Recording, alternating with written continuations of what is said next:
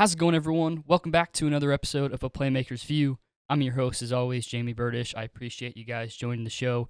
Before we get things started, I wanted to thank you all so much for all your support thus far. We finally got the merchandise, so I see people around wearing it. It means a lot to me, and hopefully we're going to do another drop soon, so be on the lookout for that. But I just wanted to give a chance to thank you guys so much for all the support you've given me, and it helps me keep going with this, so hope to give you guys some good content in the near future. So with that being said, today's guest is Max Spitzmiller. I know Max from high school. He went to a rival high school, and we played baseball against each other. He's now playing at Northwest Missouri State. I'm going to let him explain, himself and his career, as always I do with my guests. So without further ado, we can get things going. Hope you guys are doing well out there, and here we go. All right, guys, so like I said, I have Max Spitzmiller join the podcast. Thank you so much, Max. First off, I want you to kind of tell the audience about yourself and what you're up to right now. Max Spitzmiller. I'm from St. Louis, Missouri. I went to Pattonville High School. I currently attend Northwest Missouri State. This is my fourth year here. I'm on the baseball team here, and I major in middle school history education. I really enjoyed playing the game, and I really love the small town of Maryville up here. It's really been nothing but great to me, and I can't see myself being anywhere else, and I'm blessed to be here. Gotcha. So dive into a little bit about why you chose the school. You talked a little bit about you loving the place there. So is there a reason behind you going there? Was it the coaches that reached out to you, made you feel at home? Or is there a different reason why you call Northwest Missouri State your home? So I remember senior year, I got a text asking if I wanted to come up for a visit. And, at the time, I had really not any clue of where I was going. I knew I wanted to keep playing ball. And I came up here. I was in town for all of, I think, 3 or 4 hours. I did a visit, did a workout. And I knew after those 3 or 4 hours that this is the place I wanted to be. I met a lot of the guys on the team because they were practicing at the time. And they were all welcoming, felt very family oriented. And then the coaches were just awesome. And I really just enjoyed the small town aspect. St. Louis is a large town. And Maryville's still not too small. I mean, 11,000 people, but holy crap, man, everybody supports everybody up here, and it's awesome. There's not much negativity. There's a lot of positivity, and everybody wants everyone to do great. Yeah, I want to talk about the positivity side. Being a baseball player or an athlete in general, there's a lot of ups and downs. So you being on the mound, I want you to tell me a little bit about how you kind of strive on those positivities, try to make the best out of every pitch, every moment, every inning, all that stuff. Yeah. So you're not going to be great, or excuse me, you're not going to be perfect every time. Baseball, it's a game of failure. Hitters get 3 hits out of every 10, they're happy. If I give up 3 hits every 6, 7 innings, heck yeah, I had a great day. It's going to be as a pitcher, you got to have a quick mind. You got to get that first pitch. We're going for strike 1. If I don't get strike 1, I'm trying to get that next pitch for a strike. I want to always be ahead. If a pitch doesn't go my way, it's on to the next one. I'm not going to dwell on it. Things like that. You have to be more on top of it. You got to be more on top of trying to pitch your game instead of worrying about what the hitter's doing. Because if you do your game, hopefully you're going to succeed. Right. So when you get on that mound, I want to talk to you a little bit about your passion. So I'm referring to the mound because you are a pitcher.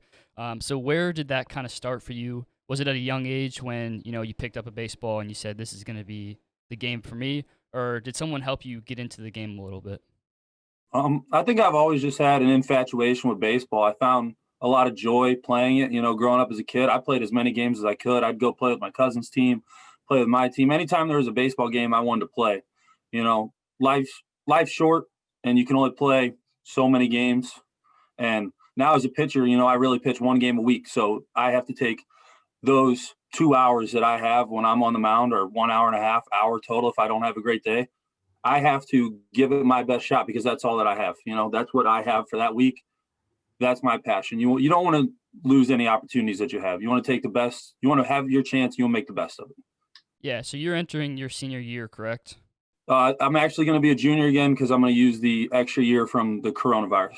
Okay, so I wanted to ask you a little bit about your plans for the future. What are your plans for baseball? And aside from that, you talked about being maybe a high school teacher or whatever you want to do. So aside from baseball, what does your life look like maybe in 10 years down the road? Do you have a plan for your future?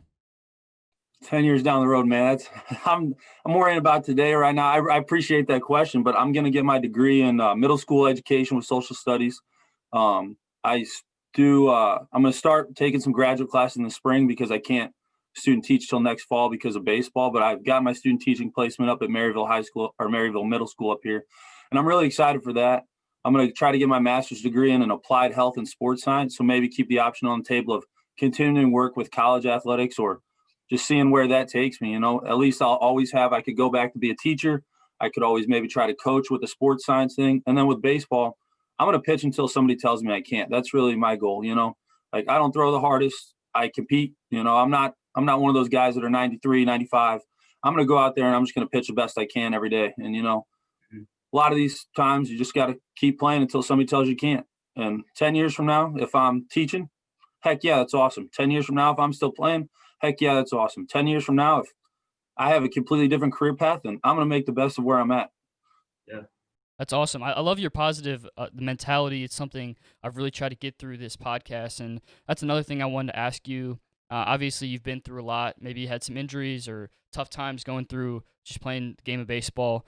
Is there something you've learned that you can reflect on, not just for yourself that you've helped or you allowed yourself to grow yourself, but for the viewers out there, can they look at your career and say, hey, he did this positively and I can do that too to better myself? So is there any message that you have for the audience out there? I mean, you just got to find what works for you. Like for me, there's a couple certain things. Like a lot of my friends will call me superstitious. Like I say I'm a little stitious, but they say I'm superstitious. But there's some things that like I always have to make sure that I do during the week that I'm going to pitch that I think will help me be in the best head state, the best physical state.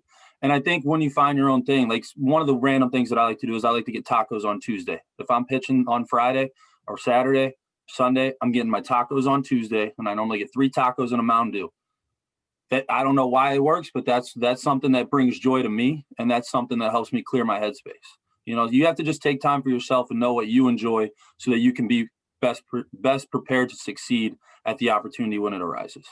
Yeah, so looking into the future, I know I keep talking about the future, but yeah, so like when say you become a coach. So if you're a coach, what is something that the game of baseball has allowed you to, grow as a person?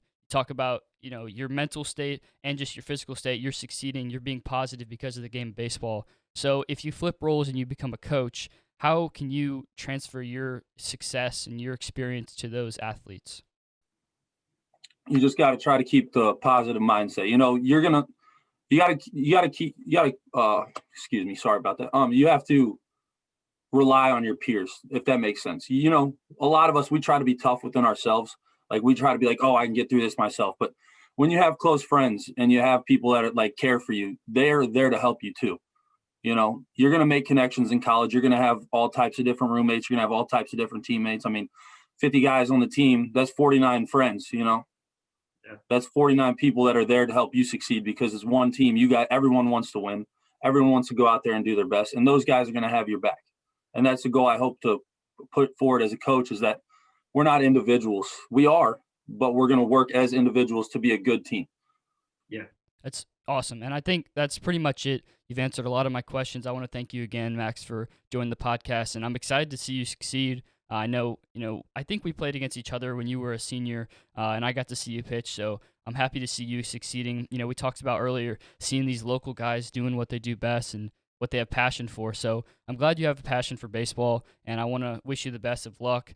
If it's okay with you, I'll link all your social media stuff so the viewers can catch up with you and make sure they're looking out for you. But that's going to kind of do it for us on today's episode of A Playmaker's View. Thank you guys for joining us, and we'll be back with you guys next week for another episode.